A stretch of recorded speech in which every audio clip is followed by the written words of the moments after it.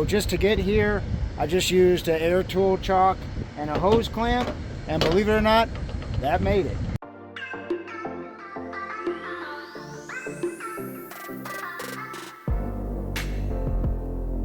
Guys, as you can see, my air line broke right here at the fitting.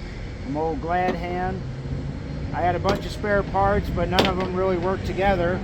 So I had to buy this adapter to fit on this 3/8, so it'll fit into a standard Glad Hand, which is a little bit bigger than a 1/2 inch, whatever the next size up is.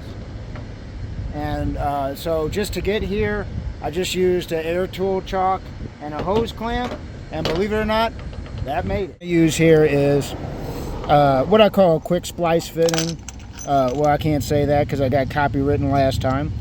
I don't even think that's the name of the brand, but anyway, you got these little 2 split fittings here. You cut the hose, you slide it in there, and you slide this on there, and then this retaining collar has an interference fit, and it's got barbs in there that'll hold that hose in tight, and it'll probably be stronger than the original fitting, believe it or not. But I'll show you how to use these. I'm going to do this kind of backwards, so you guys might not want to do it this way, but what I'm going to do is I'm going to screw this fitting in, and then this fitting into that, and then what I'm going to do is add this so that I don't have to be spinning it after I already have it crimped. But before that, we're going to need to use pipe thread tape, whatever you want to call it, but make sure you do it counterclockwise so that when you tighten this up clockwise, it's going to actually tighten up that thread tape.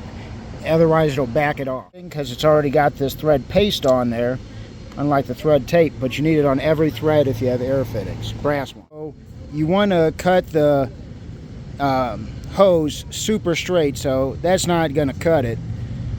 So we're going to have to recut this where it's perfectly straight. That way it fits into the fitting perfectly flush. What you do is hack to a spit on that thing, and you push it in there. Going to require 2 hands. Alright, so once you get it in there, there's specific grooves in here, and you see this little lip here. That's going to catch this lip right here, and that's why I said make it perfectly straight. And you're going to squeeze the hell out of these. But you want to make sure it gets right up to there. You mind zooming in a little bit? And we're going to have to get the vice grips on here and clamp that down. And then we're going to end up putting this ring on there. But you see how tight that fitting is. You're going to have to really get it clamped down. So it's going to take some mat strength, which you know I have. I got the brass collar kind of wedged in this wrench here, so I'll be able to turn it. Try to get it into this groove here. Right, I wish I still had that sexy cougar camera woman, but I could just push it on now, but I wanted to show you my technique. I use some channel lock pliers, and I squeeze this one a little bit, squeeze this side a little bit, squeeze that side a little bit, but once you got past that first groove, you can really just push it on there until it gets all the way in that groove. And now we're good. Now we just got to get this wrench off there somehow.